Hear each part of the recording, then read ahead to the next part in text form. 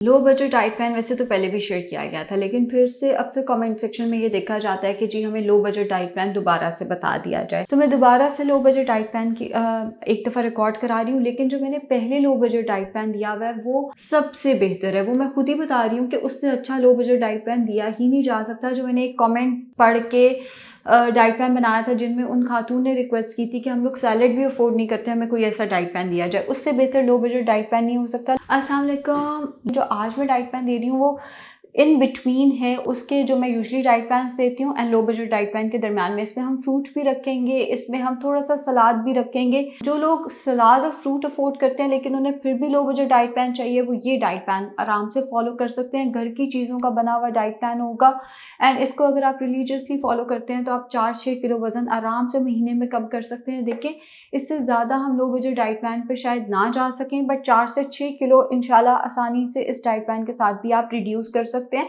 इसमें फिर लेकिन फिजिकल एक्टिविटी करनी होगी। प्री ब्रेकफास्ट से मैं शुरू कर रही हूँ।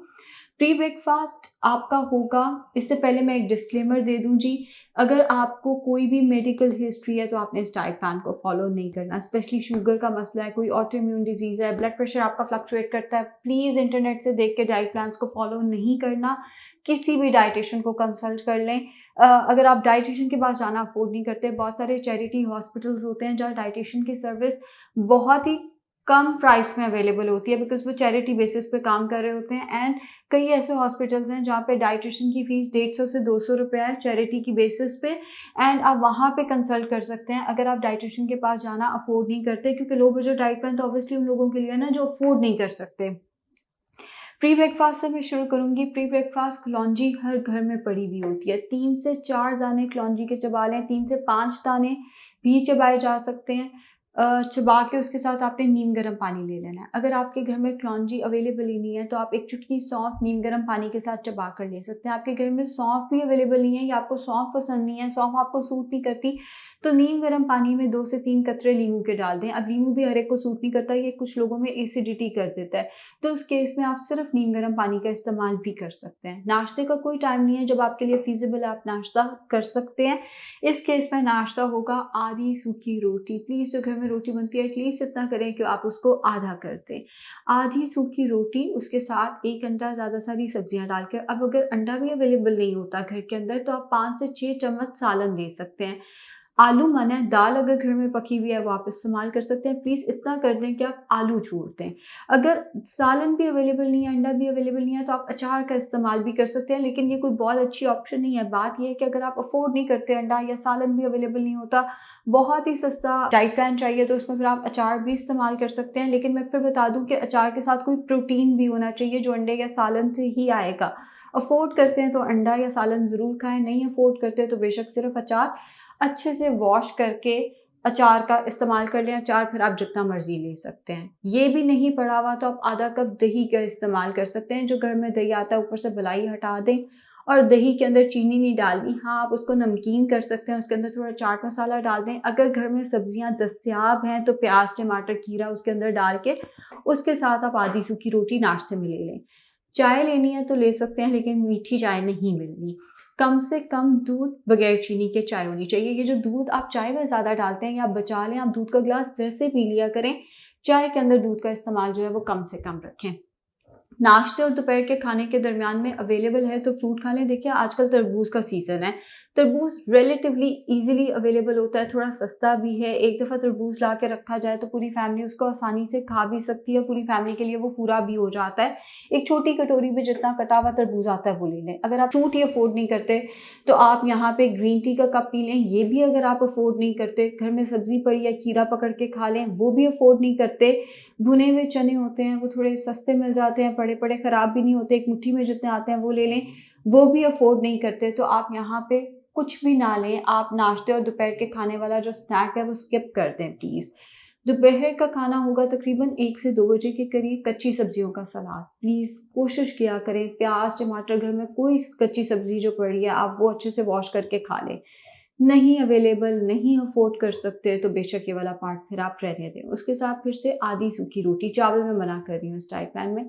आधी सूखी रोटी, जो सालन सब्जी घर में बना है वो आप इस्तेमाल कर सकते हैं। सिर्फ आलू मना है, बाकी जो सालन सब्जी घर में पका है वो आप ले सकते हैं। हो सके तो साथ आधा कप दही ले लें, बिकॉज डाइट ओवरऑल थोड़ी कम है, इसमें प्रोटीन थोड़ा कम है। मैं चाहती हूँ प्रोटीन पूरा हो। अगर घर में दही पड़ा हुआ है आपके, तो आप आधा कप दही भी ज़रूर दोपहर के खाने के साथ ले लें। नहीं पड़ा हुआ तो रहने दें। शाम 5 से 6 बजे दूध का ग्लास, देखें चाय में से दूध कम करें, यहाँ पे दूध का ग्लास ले लें। अगर आप दूध इस टाइम पे अफोर्ड नहीं करते, दूध नहीं आता, जैसे लिटरली कई दफ़ा ये होता है कि पेशेंट्स आगे से कहते हैं कि दूध 1 किलो आता है और वो बच्चों के लिए ही होता है। हमारे लिए दूध अलहदा करना जॉइंट फैमिली सिस्टम में बहुत मुश्किल है। अगर दूध नहीं, दही आता है वो इस्तेमाल कर लें, छोटी कटोरी में जितना आता है। वो भी नहीं आता, एक फल ले लें, जैसे मैंने कहा फल अफोर्ड नहीं करते, तरबूज ला के रख लें। वो एक ऐसी चीज़ है वो पूरी फैमिली आसानी से खा सकती है और उसके अंदर भी न्यूट्रिएंट्स अच्छे खासे हैं। वो भी नहीं तो फिर ग्रीन टी ले लें। वो भी नहीं अफोर्ड कर सकते तो बस ये वाला मील आप स्किप कर दें, ये वाला स्नैक आप स्किप कर दें। रात का खाना होगा कच्ची सब्जियों का सलाद, उसके साथ कोई भी दाल बना लें, कोई भी दाल जो घर में पकी हुई है। अगर आप दाल अलहदा से बनाना अफोर्ड नहीं करते, दाल अलहदा से अवेलेबल नहीं होती, अपना खाना अपना सालन आप अलहदा नहीं बना सकते, अवेलेबिलिटी नहीं है, तो आधी सूखी रोटी ले लें, जो सालन सब्जी घर में पका है। इतना तो घर में होता है ना कि रोटी तो आप खा रहे हैं तो वेट बढ़ा है आपका, रोटी चावल खा के ही वेट बढ़ा है ना। तो जो भी घर में अवेलेबल है क्वांटिटी उसकी आधी कर दी जाए। आलू छोड़ दें, बाकी जो सालन सब्जी अवेलेबल है, हर तरह का गोश्त, हर तरह की सब्जी, हर तरह की दाल आप रोटी के साथ ले लें। वैसे तो दाल है तो कोशिश करें रात की रोटी ना खाएं, दाल ही चम्मच से खाएं, लेकिन नहीं गुजारा होता तो आधी रोटी उसके साथ फिर आप ले सकते हैं। कब्ज़ का मसला आता है तो इसबगोल पानी में घोल कर पी लें। अगर आप इसबगोल भी अफोर्ड नहीं कर सकते तो फिर आप थोड़ी सी बेशक रोटी बढ़ा दें। जहाँ मैंने आधी रोटी बोला है, आप पूरे दिन में 3/4 रोटी 3 दफ़ा कर दें। बेहतर है इसबगोल का इस्तेमाल कर लिया जाए।